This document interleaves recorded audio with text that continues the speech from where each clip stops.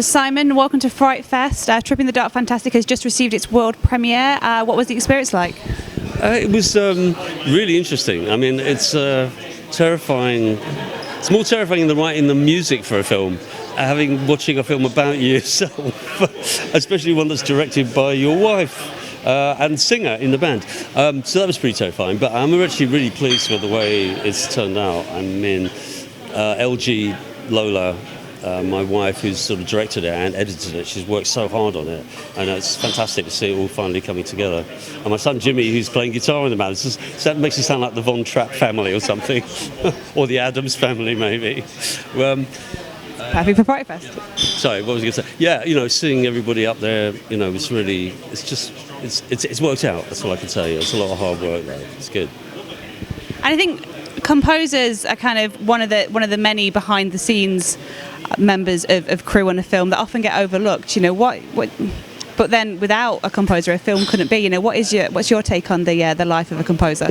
Yeah, I mean, it's true that it's not like, because I've been in bands and things like that. It's completely not like that, which you quickly realise this is not about you. This is a collaboration with a lot of people involved. So I like being a film composer just because, there isn't that pressure, to be in the public eye. Though, as you'll see from the concert, I've come around to the idea that I want to do my film music live and sort of given it this new twist as kind of very psychedelic versions of my scores. So, yeah, but being invisible is part of the job, and, you just get on with it. You're not supposed to be seen.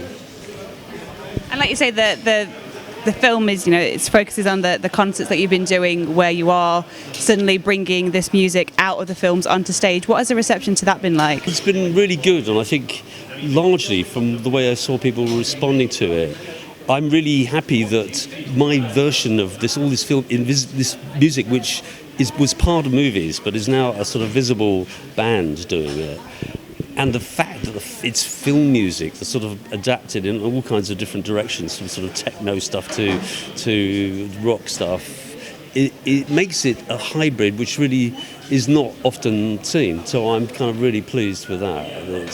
I think it's original. I actually was thinking of the next title of the next thing I'm going to do.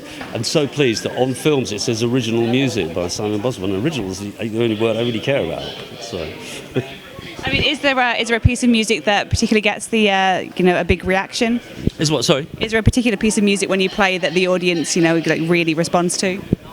People seem to really like the music from Dust Devil.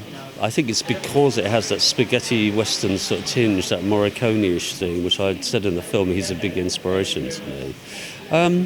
I think the Demons 2 stuff goes down really well because it's like this sort of mega mix of all these themes from the films all crushed into 4 or 5 minutes. People like that. And I mean, yeah, it's very varied, and I'm just delighted people will sat through the whole thing.